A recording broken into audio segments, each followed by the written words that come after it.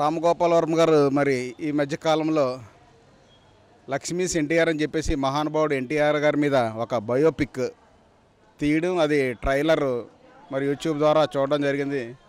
అలాగే మహానుభావుడు వైఎస్ రాజశేఖర రెడ్డి గారి మీద కూడా ఈ మధ్యకాలంలో మనం బయోపిక్ చూసాం. ఒక మంచి పిక్చర్ రాజశేఖర రెడ్డి మీద తీయడం, అది ప్రజాదరణ పొందింది. ఎందుకంటే ఏ మహానుభావుల యొక్క బయోపిక్ అయినా సరే ఒక మంచితో విలువలతో కూడినట్లయితే అది మంచిగానే ఉంటుంది. మరి రాజశేఖర రెడ్డి గారు ప్రజా సంకల్ప యాత్ర ద్వారా మరి ప్రతి వారిని పలకరించి ఈరోజు ప్రజలకు ఏం కావాలి, ఈ ఆంధ్ర రాష్ట్రంలో రైతులు ఎలా నష్టపోతున్నారు, విద్యార్థులు ఎలా నష్టపోతున్నారు, ఆరోగ్యం లేక ఎలా బాధపడుతున్నారని చెప్పి ప్రజలతో మమేకమై వాళ్ళందరి యొక్క దృష్టి ఆకర్షించి ఇలా చేస్తే బాగుంటుందని చెప్పేసి ఆయన ఒక సంక్షేమ పథకాలు పెట్టి ఒక మంచి ఆదరణతో కూడిన ప్రజలకి ఏదైతే ఇంపుగా ఉంటుందో అలాంటి పరిపాలన చేసి చూపించారు.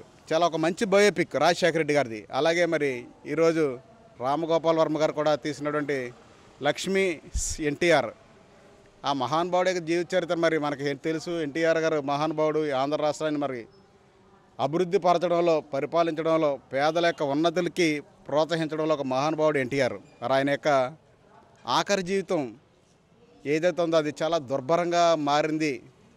చాలా దుర్భరమైన జీవితాన్ని అనుభవించారు అని అనడంలో మరి అతిశయోక్తి లేదు.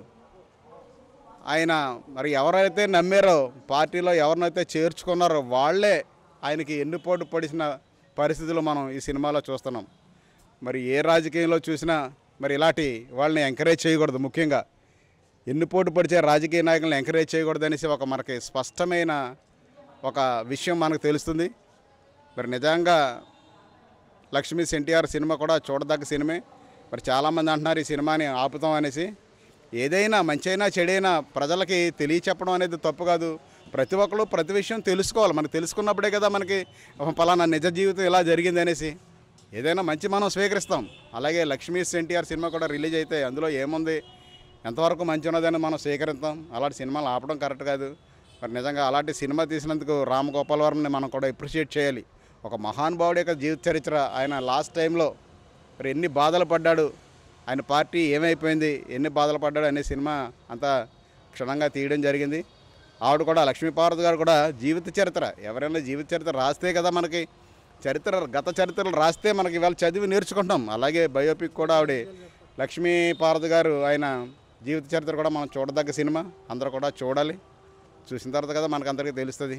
ఈ సినిమా మరి రిలీజ్ అయితే మనందరం కూడా చూసి ఏ విషయాలైనా మనందరం తెలుసుకుంటే చాలా మంచిదని చెప్పేసి నా అభిప్రాయం.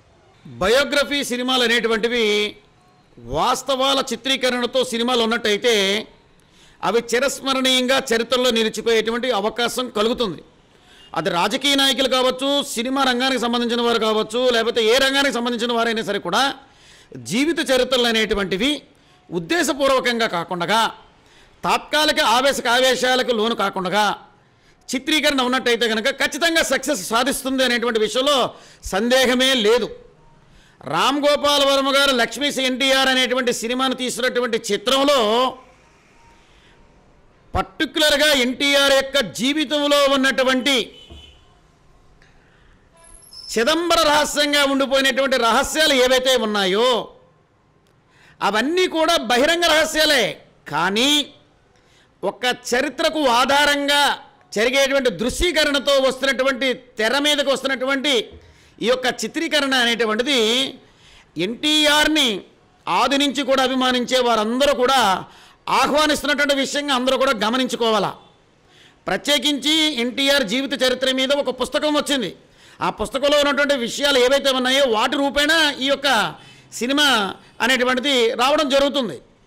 అందుచేత ఏంటంటే కొంతమంది మేము ఈ సినిమాని రానేమో, ఈ సినిమాని నడవనేమో అనుకుంటే ఈ ప్రజాస్వామ్యం ఎవరి సొంతం కాదు.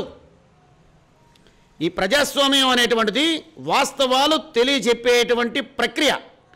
ఆ ప్రక్రియలో కొంత వెనక ముందు అనేటువంటి వాతావరణం ఉంటుందే తప్ప వాస్తవాలు మాత్రం ఆకాశానికి భూమికి మధ్యన ఈ శ్వాస తీసుకునేటువంటి ప్రక్రియ ఎట్లాగైతే ఉందో ఆ రకంగా ప్రజల ముందు చేరబోయేటువంటి నగ్న సత్యం. అటువంటి సినిమానే ఈ లక్ష్మీస్ ఎన్టీఆర్ అనేటువంటిది. అంతే తప్ప సెల్ఫ్ గోల్ వేసుకునేటువంటి సినిమాల వల్ల ఈవేళ ప్రేక్షకులు ఎవరూ కూడా అంత అవివేకంగా లేరు.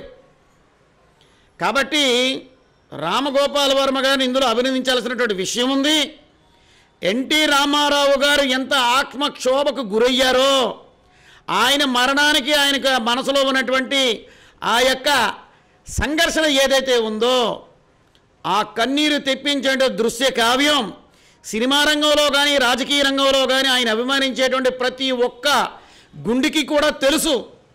అది కంటి ముందు రూపంలో చూడగలిగేటువంటి మహదవకాశం ఇప్పుడు రాబోతుంది అనేటువంటి విషయంలో ఎన్టీఆర్ గారే కాదు, ఎన్టీఆర్ని అభిమానించేటువంటి ప్రతి తెలుగువాడు కూడా ఆనందంగా దీన్ని ఆహ్వానించేటువంటి సినిమాని ఖచ్చితంగా సినిమా విడుదల కాకుండానే దాని యొక్క పరిస్థితులను చూస్తున్నటువంటి వాతావరణంలో స్పష్టంగా తెలుస్తూ ఉంది. ఉదయం రిలీజ్ అయిన లక్ష్మీ ఎన్టీఆర్ ట్రైలర్ రిలీజ్ అయింది. ఈ ట్రైలర్లో రాంగోపాల్ వర్మ గారు చూపించినవి అన్నీ నిజాలే అనుకుంటున్నాం. ఎందుకంటే ఆ రోజుల్లో మేము లేము, మా నాన్నగారు టయాలు అవి. అప్పట్లో మా నాన్నగారు కూడా చూశారు. ఇందుట్లో ఎన్టీ రామారావుని 1989 తర్వాత ఎలా మోసం చేశాడు, వెన్నుపోటు ఎలా పొడిచాడు చంద్రబాబు నాయుడు అనేది రాంగోపాల్ వర్మ గారు కంటికి కట్టినట్టు చూపించాడు. మరి ఆ రోజుల్లో తెలియని కుర్రాళ్ళకు కూడా ఈరోజు ఈ ట్రైలర్ చూస్తే చంద్రబాబు నాయుడు నిజస్వరూపం ఏంటో అందరికీ నిన్న ఉదయానికి తెలిసింది. దీనికి గాను రాంగోపాల్ వర్మ గారికి కృతజ్ఞతలు తెలుపుకుంటున్నాం. చంద్రబాబు నాయుడు గారు వెన్నుపోటు ఎలా పొడిచారు అనేది రాంగోపాల్ వర్మ గారు సినిమాలో చూపిస్తే మన ఆంధ్రప్రదేశ్ ప్రజలకు చంద్రబాబు నాయుడు గారు ప్రత్యేక హోదా విషయంగాను వెన్నుపోటు పొడిచారు. అలాగే బీజేపీతో పొత్తు పెట్టుకొని బీజేపీతో ఉండి మోడీ గారిని వెన్నుపోటు పొడిచి ఈరోజు నేను ఉత్తముండని చెప్పి మాట్లాడుతున్నారు. చంద్రబాబు నాయుడు గారికి ఈ రోజుల్లోనే కాదు, ఆ రోజు నుంచి వెన్నుపోటు రాజకీయాలు అలవాటు కాబట్టి అదే అలవాటు అయిపోయి ఇప్పుడు మోడీ గారిని పొడిచారు. 5 కోట్ల మంది ఆంధ్రులని ప్రత్యేక హోదా అంటూ వెన్నుపోటు పొడిచారు. ప్రత్యేక హోదా విషయమై యూటర్న్ తీసుకొని పైపెచ్చు జగన్మోహన్ రెడ్డి గారు ఏదో రాష్ట్రానికి అన్యాయం చేస్తున్నారు, బీజేపీతో కలిసిపోయారు అని చెప్పి విష ప్రచారం చేస్తున్నారు. అది మానుకోవాలని మేము చెబుతున్నాం. అలాగే ఇప్పుడు కాంగ్రెస్తో పొత్తు పెట్టుకున్నారు. రేపు రోజుల్లో కాంగ్రెస్ను కూడా వెన్నుపోటు పొడుస్తాడు, అందులో తప్పనిసరిగా ఆ సందేహమే లేదు. 600 హామీలు ఇచ్చి కూడా ఆంధ్రప్రదేశ్ ప్రజలను వెన్నుపోటు పొడిచిన వెన్నుపోటు వీరుడు. ఈ వెన్నుపోటు అనేది చంద్రబాబు నాయుడికే తెలుసు అని చెప్పి మేము అనుకుంటున్నాం. లక్ష్మీ టు ఎన్టీఆర్ వెన్నుపోటుది ఇవాళ పొద్దున నేను ఫేస్బుక్లో ఇవాళ చూశాను. సాంగ్ అయితే అద్భుతంగా ఉంది, ట్రైలర్ అనేది ఇరగదీసింది. రాంగోపాల్ వర్మ గారు అసలు ఎన్టీఆర్ వెన్నుపోటు అంటే ఎలాంటిది అనేది చూపించారు పర్టికులర్గా. అది చూసి సినిమా కూడా చాలా హిట్ అయిద్దని చెప్పి నేను అనుకుంటున్నాను. ఎందుకంటే మన చంద్రబాబు నాయుడు గారు వెన్నుపోటు అనేది ఎలా పొడిచారు, జనాలు కూడా ఎలా పొడుస్తున్నారు, పసుపు కుంకుమ అని చెప్పి ఆడవాళ్ళని ఎలా ఆకట్టుకుంటున్నారు, డ్వాక్రా మహిళలను ఎలా ఆకట్టుకుంటున్నారు, పెన్షన్దారులను ఎలా ఆకట్టుకుంటున్నారు అనేది కళ్ళకు కట్టినట్టుగా ప్రజలు చూస్తున్నారు. ఇక నుంచి చంద్రబాబుని ప్రజలు నమ్మదలుచుకోలేదు. ఎందుకంటే మరొక పార్టీ మన వైఎస్ఆర్సీపీ పార్టీ రావాలని చెప్పి ప్రజలందరూ ఎదురు చూస్తున్నారు. చంద్రబాబు నాయుడు ఈసారి రాడు కూడా. ఎందుకంటే మనలో చూసాం, నరేంద్ర మోడీ ఒక ప్రధాని మనకి వచ్చినప్పుడు ప్రధాని ఎలా స్వాగతించాలి, ఎలా అనేది అభినందన తెలపాలని చూడాలి. కానీ మొన్న గుంటూరులో ప్రధాని నరేంద్ర మోడీ సభ పెట్టినప్పుడు జనాల వెళ్ళనీయకుండా నల్ల బ్యానర్లు కట్టి నల్ల రెబ్బలను కట్టి రోడ్డు మీదంతా హడావుడి చేసి మన దేశానికి మన రాష్ట్రానికి అవమానపరిచారు అనమాట. అది ప్రజలు కూడా తెలుసుకుంటున్నారు.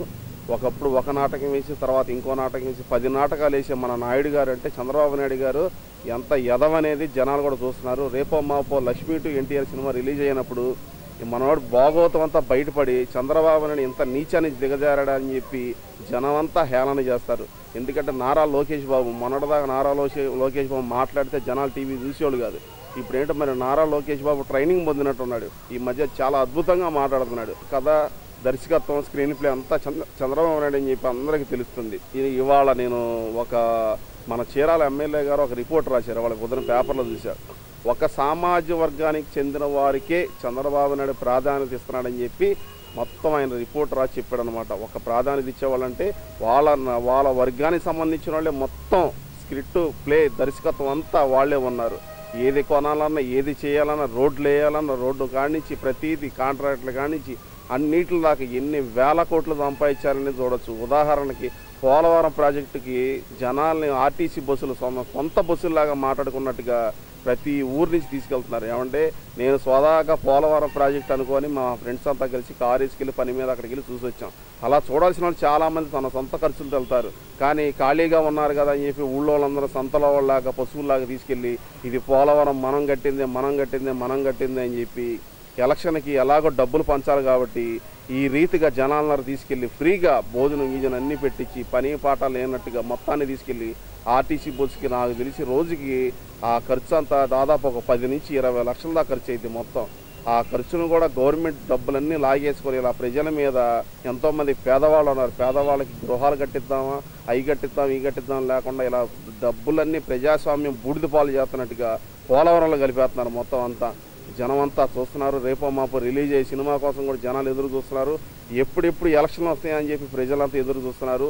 రాబోయే ఎలక్షన్లో జగన్మోహన్ రెడ్డి గారు అత్యంత మెజారిటీతో గెలుస్తాడని చెప్పి మొత్తం అందరూ ఏకంగా ఉన్నారు. మొత్తం ప్రజలంతా బుద్ధిపాఠాలు చెప్పి చంద్రబాబు నాయుడిని రానికుండా చేస్తారని నేను సభాముఖంగా తెలియజేస్తున్నాను. మన రామ్ గోపాల్ వర్మ గారు ఏ సినిమా తీసినా కానీ 100 మంది కాదు 1000 మంది కాదు 10 కోట్ల మంది ఆయన మీద వ్యతిరేకించినా కానీ ఆయన సినిమా రిలీజ్ చేసి జనాలకి ఇది బుద్ధంటే ఏంటి పలానోడంటే ఏంటో చూపించగల ఒకే ఒక వ్యక్తి రామ్ గోపాల్ వర్మ గారికి ఇదే నా కృతజ్ఞతలు. లక్ష్మీ పార్వతి గారికి ఇటు రామ్ గోపాల్ వర్మ గారికి చాలా కృతజ్ఞతలు. ఎన్టీ రామారావు గారు. Please subscribe Mirror TV. Thank you. And I request all of you to subscribe Mirror TV. Please subscribe to Mirror TV. Thank you. Please subscribe Mirror TV. Please subscribe Mirror channel. Please subscribe to Mirror TV.